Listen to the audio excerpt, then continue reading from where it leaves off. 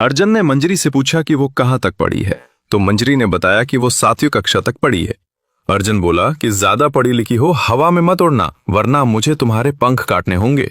फिर सुबह होते ही मंजरी के लिए पानी लाने का बुलावा आ गया। दरअसल गांव में 3 सालों से बारिश नहीं हुई थी, इसलिए पानी लेने बहुत दूर जाना पड़ता था। मंजरी की सास ने उसके सर से जड़ाऊ चुनरी उतारकर सादी चुनरी ओढ़ा दी, लेकिन मंजरी ने कुछ नहीं कहा। इधर गांव की औरतें बेसब्री से मंजरी का इंतजार कर रही थीं।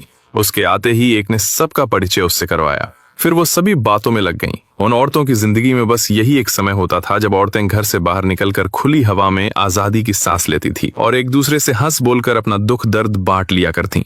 इसलिए उन्हें पानी लाने की हमेशा खुशी रहती थी। मंजरी जब घर में बैठी अपनी चुल्ली पर कढ़ाई का काम कर रही थी तो उसकी सास ने उसे ये सब करने से मना किया। जब मंजरी ने कारण पूछा तो उसकी सास ने बताया कि पहले यहाँ एक मुली नाम की विधवा रहती थी जो कढ़ाई का काम किया करती थी। उसने सबसे चोरी छिपे एक आदमी के हाथों अपनी बनाई हुई चीजों को शहर में बेचना शुरू कर दिया।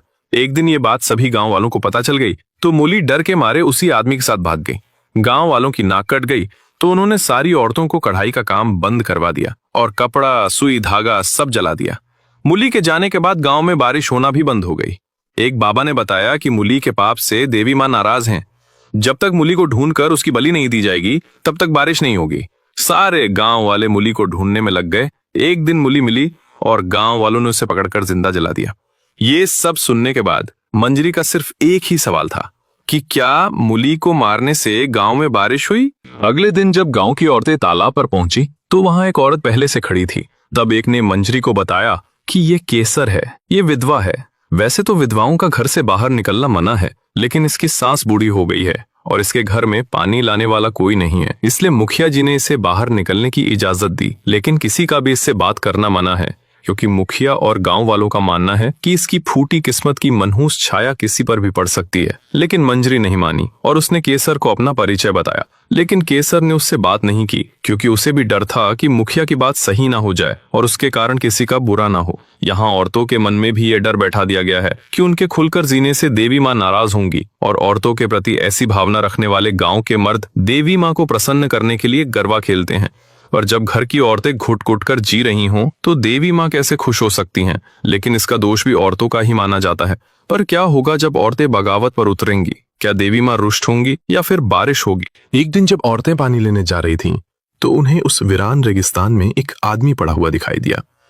जब वो पानी लेकर वापस लौटी तो वो आदमी प्यास के मारे तड़प रहा था, लेकिन कुछ औरतों ने उसे पानी पिलाने से मना कर दिया, क्योंकि वो एक पराया मर्द था और औरतों का इस तरह मर्दों के सामने जाना मना था। तब विधवा केसर बोली कि मैं इसे पानी पिला देती, क्योंकि मैं मेरी तरह किसी और को विधवा बनते नहीं देख सकती। पर मैं विधवा हूं, इसलिए मेरे चरित्र पर संदेह करने वाले हजारों होंगे। ये सुनकर मंजरी से रहा नहीं गया और उसने औरतों के मना करने के बाद भी उसे जाकर पानी पिला दिया। पानी पीकर उसकी जान में जान आई और वो खड़ा हो गया। उसके पास एक ढोल था, जिसे देखकर मंजरी ने उस आदमी से ढोल बजाने को कहा। उन औरतों ने उसकी जान बचाई थी, इसलिए उसने उनके लिए ढोल बजाना शुरू कर दिया। ढोल की आवाज सुन मंजरी के पैर थिरकने लगे और उसने ढोलक की ताल पर गरबा खेलना शुरू कर दिया। उसे देखकर बाकी औरतें भी रुक नहीं सकीं और उन्होंने भी मंजरी के साथ गरबा खेलना शुरू कर दिया। कुछ औरतें अभी भी खड़ी थीं, लेकिन बाकी औरतें तो सब कुछ भूलकर बिना किसी की परवाह किए थोड़ी देर के लिए अपनी खुशी में डूब गईं और खुलकर गरबा खेलने लगी। आज पहली बार वो सब गरबा खेलकर बहुत खुश थीं, लेकिन कुछ औरतों का मानना था कि उन्होंने पाप किया है और देवी माँ इसकी सजा सबको देगी। सबके मन में भी ये डर बैठ गया कि उन्होंने गलती की है और अब उनके और उनके परिवार बालों के साथ कुछ भी बुरा हो सकता है। सभी औरतें घर पहुंची। एक ने अपनी सो रही सांस को आवाज देकर उठाया, लेकिन वो नहीं उठी। वो तो बेचारी घबरा ही गई कि कहीं उसके गरबा खेलने से यहाँ उसकी सांस तो नहीं टपक गई। वो जाके उसे जोर जोर से खखोरने लगी। इतने में उसकी सांस उठी और बोली कि बावली हो गई है क्या?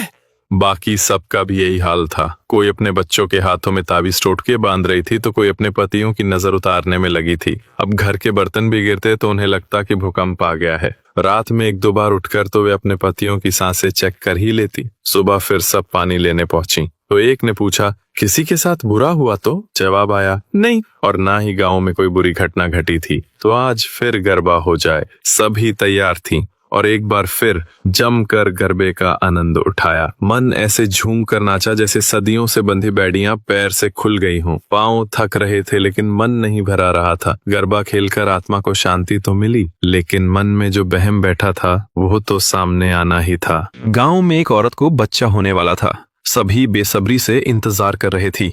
दायन बाहर आईं और बोलीं कि लड़की हुई है, लेकिन मरी हुई। ये सुनकर सभी दुखी हो गईं। जब वो पानी लेने जा रही थीं, तो ढोलिया ने उन्हें देखकर अपना ढोल उठा लिया, लेकिन राधा ने सबको गरबा खेलने से रोक दिया।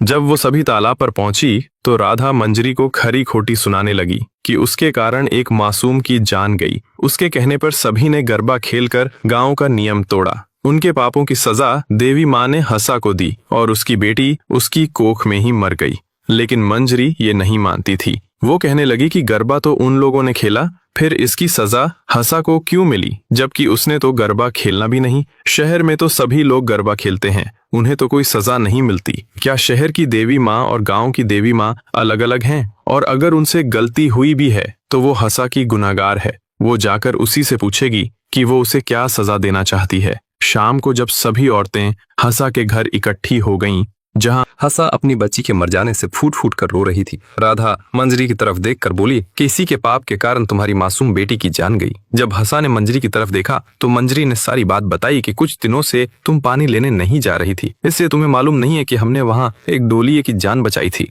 अब वो हमारे लिए ढोल बजाता है और हम गरबा खेलते हैं। कुछ देर ढोल की ताल पर झूमकर अपने दुख दर्द भूल जाते हैं। पर राधा का ये मानना है कि हमने गरबा खेलकर पाप किया है, जिसकी सजा तुम्हारे बच्चे को मिली। अगर तुम्हें भी यही लगता है कि मैं तुम्हारी गुनहगार हूँ, तो खड़ी हुई तुम्हारे सामने जो भी सजा दो मंजूर है। हंसा रोते हुए बोली कि जिसका पाप है वो हुक्का लगाकर बैठा है बाहर चारपाई पर। 9 महीने से हाथ जोड़कर मिन्नतें कर रही थी कि पेट में बच्चा है, मत मारा करो, लेकिन कल जोर से लात मारी और ये सब हो गया और उसे कुछ फर्क भी नहीं पड़ा। अगर देवी माँ सभी पापों की सजा देती तो गांव में इतने मर्द जिंदा नहीं बचते। वो रोने लगी और बोली कि थोड़ी तबीयत ठीक हो जाए तो मैं भी आऊंगी तुम्हारे साथ गरबा खेलने। शायद गरबा खेलने से मेरी मन का दर्द कम हो जाए। एक बार फिर औरतों की शंका कम हो गई, लेकिन छोटी बच्ची सीता को देखकर ढोलिये ने ढोल बजाने से क्यों मना कर दिया। ढोलिये ने बताया कि उस दिन होली की रात थी। गांव वालों ने गरबा खेलने के बाद उसे बख्शीश दी और चले गए। तभी उसकी बेटी रेवा बोली, बाबा, इस बख्शीश के बदले आप ढोल बजाते हो ना, तो मैं भी आपको बख्शीश में अपनी गुड़िया देती हूँ, मेरे लिए भी ढोल बजाओ ना। ढोलिया अपनी बेटी की मासूम दरख्वास्त को मना नहीं कर पाया और वह अपनी बेटी के लिए धीरे धीरे ढोल बजाने लगा। उसकी पत्नी और बेटी दोनों गरबा खेलने लगी। इसी बीच किसी गांव वाले का वहां से गुजरना हुआ तो उसने ढोलिया की पत्नी और बेटी को गरबा खेलते हुए देख लिया और उसने जाकर गांव के सभी लोगों को बता दिया कि वह नीची जाति का ढोलिया हमारी पवित्र होली के सामने ढोल बजाकर अपनी पत्नी और बेटी को नचा रहा है। ये सुनकर सभी गांव वाले वहां आ गए, लेकिन तब तक ढोलिया अपने घर जा चुका था। गांव वाले भी उसके घर पहुंच गए और उन्होंने उसकी झोपड़ी में आग लगा दी।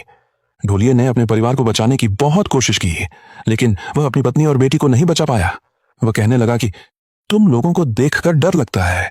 अगर गांव वालों को तुम्हारे इस तरह चोरी छिपे गरबा खेलने की भनक लग गई तो क्या होगा?